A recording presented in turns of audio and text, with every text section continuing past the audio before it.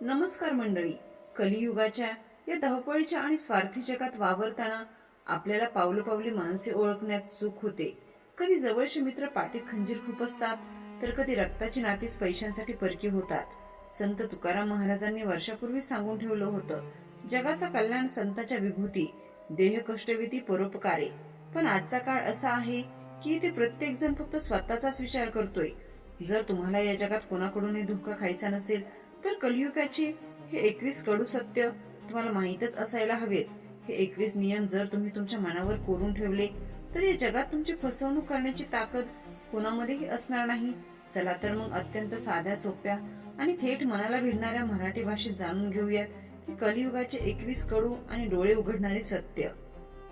Number 1. भावनिक असणे या काळातील सर्वात मोठा गुन्हा आहे. जर तुम्ही मनाने खूप हळवे असाल, कोणाचेही दुःख पाहून तुम्हाला रडू येत असेल, तर हे जग तुम्हाला जगू देणार नाही. कलियुगात लोक भावनिक माणसांचा वापर टिश्यू पेपर सारखा करतात. काम झाले की फेकून देतात. मनाला थोडे घट्ट करा, प्रॅक्टिकल बनायला शिका. नंबर 2. प्रामाणिकपणाची किंमत मोजावी लागते आणि लबाडीला बक्षीस मिळते. तुम्ही जर ऑफिसमध्ये किंवा व्यवसायात पूर्ण प्रामाणिकपणे काम करत असाल, तर कदाचित तुमच्यावर कामाचा जास्त भार टाकला जाईल किंवा तुम्हाला मागे खेचले जाईल. आणि जे लोक चमचेगिरी करतात, कामाची टाळाटाळ करतात, ते बॉसच्या जवळचे होतात. हा कडू बदल स्वीकारून स्वतःला मानसिक दृष्ट्या खंबीर करा. नंबर 3. कौतुक तोंडावर आणि लायकी पाठीमागे काढली जाते. तुमच्या समोर येऊन तुमचे तोंड भरून कौतुक करणारे लोक तुमचे कधीच हितचिंतक असू शकत नाहीत. खरा मित्र तो असतो जो तुमच्या चुका तुमच्या तोंडावर सांगतो आणि पाठीमागे तुमचे कौतुक करतो. पण कलियुगात उलटे चालते. लोक तोंडावर साखर आणि पाठीत खंजीर घेऊन फिरत असतात. नंबर 4. जेव्हा तुमचे दिवस चांगले असतात, तेव्हा तुमच्या मागे पुढे शेकडो लोक असतील. पण ज्या दिवशी तुमच्यावर एखादे मोठे संकट येईल, त्या दिवशी मागे वळून बघा, तुम्हाला कोणीही दिसणार नाही. संकट हे एक प्रकारे चांगलेच असते, कारण ते तुमच्या आयुष्यातील खोट्या माणसाचे मुखवटे ओरबाडून काढते. नंबर 5. जुनी मैत्री आता फक्त सोशल मीडियावरती लाईक्स पुरतीच मर्यादित आहे. आता ते दिवस गेले जेव्हा मित्राच्या एका हाकेवर मित्र धावून यायचे. आजकाल मैत्री फक्त फेसबुक, इंस्टाग्राम वरील पोस्टला लाईक करण्यापुरती आणि व्हॉट्सअप वरती हॅपी बर्थडे म्हणण्यापुरतीच उरली आहे. संकट समयी धावून येणारा एकच मित्र असेल तरी चालेल, पण सोशल मीडियावरील हजारो खोट्या मित्रांच्या नादी लागू नका. नंबर 6. जास्त प्रेम आणि काळजी दाखवली की लोक तुम्हाला फालतू समजतात. हा मानवी स्वभावाचा एक मोठा दोष आहे. तुम्ही एखाद्याची जितकी जास्त काळजी घ्याल, त्याला तितका जास्त वेळ द्याल, तितकी तुमची किंमत त्याच्या नजरेत कमी होत जाईल. लोकांना असे वाटते की हा व्यक्ती रिकामा आहे, याला काही काम नाही. आपली किंमत टिकवून ठेवण्यासाठी लोकांच्या आयुष्यात आपली उपलब्धता कमी करा. नंबर 7. रक्ताची नाती आता फक्त नावापुरती उरली आहेत. एक काळ असा होता जेव्हा भावासाठी बहीण आणि बहिणीसाठी भाऊ धावून जायचा. पण आज कलियुगात रक्ताच्या नात्यामध्ये सर्वात जास्त विष कालवले गेले आहे. जमिनीचा तुकडा, पैशांची विभागणी किंवा संपत्तीचा वाद यावरून सख्खे भाऊ एकमेकांचे रक्त सांडायला तयार असतात. बाहेरच्या शत्रूपेक्षा घरातील छुप्या शत्रूंपासून जास्त सावध राहा.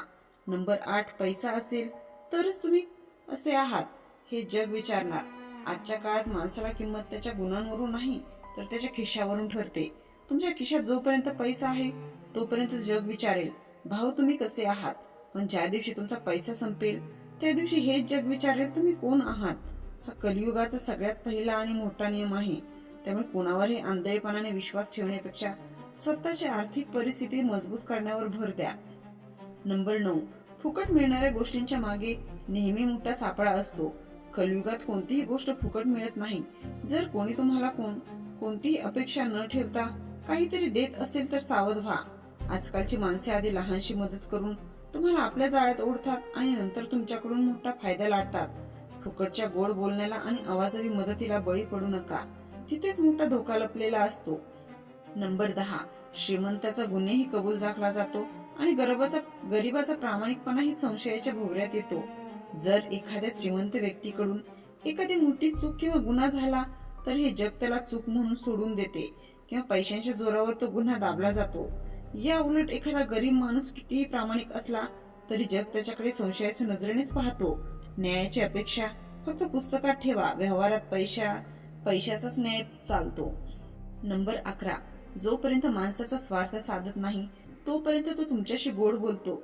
काही लोकांना वाटतं की समोरची व्यक्ती आपल्याशी खूप प्रेमाने बोलते, म्हणजे ती आपली हितचिंतक आहे. पण लक्षात ठेवा, कलियुगात लोक प्रेमापोटी नाही तर गरजेपोटी गोड बोलतात. ज्या दिवशी त्यांना स्वार्थही संपेल त्या दिवशी त्यांच्या बोलण्यातील गोडवा आणि त्यांचे चेहरे दोन्ही एका क्षणात बदलून जाईल. नंबर 12, नातेवाईक तुमच्या प्रगतीवर खुश नसतात, ते फक्त तसे नाटक करतात. हा खूप कडू पण 100% खरा अनुभव आहे. तुमचे नातेवाईक तुम्हाला सुखी बघू शकतात, पण त्यापेक्षा जास्त सुखी बघू शकत नाहीत. तुम्ही जेव्हा प्रगती करता तेव्हा बरोबर ते तुमचे कौतुक करतील, पण आतून त्यांच्या मनात असूया आणि जळफळाटच असतो. त्यामुळे आपल्या यशाचा गाजावाजा नातेवाईकांसमोर करणे बंद करा. नंबर 13, कर्जाची रक्कम आणि दिलेले प्रेम कलियुगात कधीच परत मिळत नाही. जर तुम्ही एखाद्याला गरजेच्या वेळी कर्ज म्हणून पैसे दिले तर समजून जा की तुम्ही तुमचे पैसे आणि तो मित्र किंवा नातेवाईक दोन्ही मुकला आहात. पैसे मागायला लोक पाय धरतात आणि परत काढताना डोळे दाखवतात. तसेच कोणावर गरजेपेक्षा जास्त प्रेम केले तर बदल्यात फक्त अश्रू आणि फसवणूकच मिळते. नंबर 14, लोक तुमच्या चेहऱ्याकडे बघून नाही तर तुमच्या स्टेटसकडे बघून आदर देतात. तुमचे मन किती स्वच्छ आहे, तुमचे विचार किती उच्च आहेत, त्याच्याशी आजच्या जगाला काहीही देणं घेणं नाही. तुम्ही कुठल्या गाडीतून उतरता, कोणत्या घरात राहता आणि कपडे कोणते घालता यावरून तुमचा मान आदर ठरवला जातो. कपड्यांवरून माणसाची लायकी ठरवणारे या जगात स्वतःचे स्टेटस वाढवणे हीच काळाची गरज आहे. नंबर 15, गरिबी हा कलियुगातील सर्वात मोठा शाप आहे. गरिबाच्या घरात जन्माला येणे ही चूक नाही, पण गरिबीतच मरणे हा नक्कीच गुन्हा आहे. कारण गरीब माणसाला स्वतःच्या घरातही मान मिळत नाही आणि समाजात तर नाहीच नाही. गरिबाच्या सांगुलपणाला जग लाचारी समजते. त्यामुळे आळस सोडा आणि प्रामाणिकपणे कष्ट करून स्वतःला गरिबीच्या दलदलीतून बाहेर काढा. नंबर 16, भागीदारीमध्ये नेहमी शेवटी विश्वासघातच होतो. व्यवसाय असो वा इतर कोणतीही गोष्ट, सुरुवातीला भागीदारी खूप छान वाटते, पण जसा जसा पैसा येऊ लागतो तस मानवी स्वभावात बदल घडू लागतो. कलियुगात सख्खे भाऊ पैशांसाठी एकमेकांचे शत्रू बनतात. तिथे मित्रांची काय कथा. शक्यतो स्वतःच्या हिमतीवर व्यवसाय करा किंवा भागीदारी करताना प्रत्येक गोष्ट कायदेशीर कागदावर लिहून घ्या. नंबर 17, जो व्यक्ती सर्वांना खुश ठेवण्याचा प्रयत्न करतो ते शेवटी स्वतःच दुःखी होतो. तुम्ही देवाचे रूप जरी घेतले तरी या जगातील प्रत्येक माणसाला तुम्ही खुश ठेवू शकत नाही. जर तुम्ही प्रत्येकाला खुश ठेवण्याच्या नादात स्वतःचे नुकसान करून घेत असाल तर तुम्ही मूर्ख आहात. लोक तुमच्या चांगुलपणाचा गैरफायदा घेतील आणि काम झाल्यावर तुम्हाला बाजूला सारतील. त्यामुळे नाही म्हणायला शिका. नंबर 18, तुमच्या आयुष्यातील गुपिते ज्या दिवशी दुसऱ्याला समजतात त्या दिवशी तुम्ही त्यांचे गुलाम बनता. आपल्या मनातील गुपिते, आपल्या कमकुवतपणा कधीही कोणाशीही शेअर करू नका, अगदी जवळच्या मित्राशीही नाही. कारण कलियुगात आजचा मित्र उद्याचा शत्रू बनू शकतो. जेव्हा नात्यामध्ये दुरावा येतो तेव्हा लोक याचा गुपितांचा वापर करून तुम्हाला ब्लॅकमेल करतात किंवा समाजात तुमची बदनामी करतात. नंबर 19, आई वडिलांचा सांभाळ मुले आता कर्तव्य म्हणून नाही तर ओझे म्हणून करतात. ज्या आई वडिलांनी स्वतःचे रक्त आटवून मुलांना मोठे केले, शिक्षण दिले, त्यांनाच म्हातारपणी वृद्धाश्रमाची वाट दाखवली जाते किंवा घरात एका कोपऱ्यात उपेक्षित ठेवले जाते. कलियुगाचे हे अत्यंत विदारक आणि कडू सत्य आहे. आई वडिलांचा दुवा ज्याला मिळत नाही तो आयुष्यात कितीही श्रीमंत झाला तरी त्याचा विनाश अटळ आहे. नंबर 20, इथे प्रत्येक जण स्वतःला शहाणा आणि दुसऱ्याला मूर्ख समजतो. कलियुगात माणसाचा अहंकार गगनाला भिडला जातो. कोणालाही सल्ला द्यायचा गेला तर तो ऐकून घेण्याच्या मनस्थितीत नसतो. प्रत्येकाला असे वाटते की मला सगळं समजतं. अशा लोकांना सुधारवण्याचा प्रयत्न करू नका. तुमचा वेळ आणि ऊर्जा वाया घालवू नका. नंबर 21, समाधानातच खरे सुख आहे. वासनेचा अंत कधीच होत नाही. माणसाची हाव कधी संपत नाही. सायकल असेल तर बाईक हवी, बाईक असेल तर कार हवी, कार आली की मोठी कार हवी. या धावपळीत अंत नाही. जे आहे त्यामध्ये आनंदी राहायला शिका आणि अधिक मिळवण्यासाठी प्रामाणिक प्रयत्न करा. स्पर्धा परीक्षा स्वतःशी करा, जगाशी नाही. थोडक्यात सांगायचे तर कोणाचे वाईट करू नका, पण स्वतःचे वाईट होऊ देण्या इतके मूर्खही राहू नका. हा लेख तुम्हाला कसा वाटला आणि यातील कोणते सत्य तुम्हाला सर्वात जास्त आवडले याचा विचार नक्की करा. चला, उठायची वेळ झाली आहे. स्वतःला सिद्ध करायची वेळ झाली आहे. यशाच्या मार्गावर तुमची वाटचाल सुखाची आणि सुरक्षित हो हीच सदिच्छा.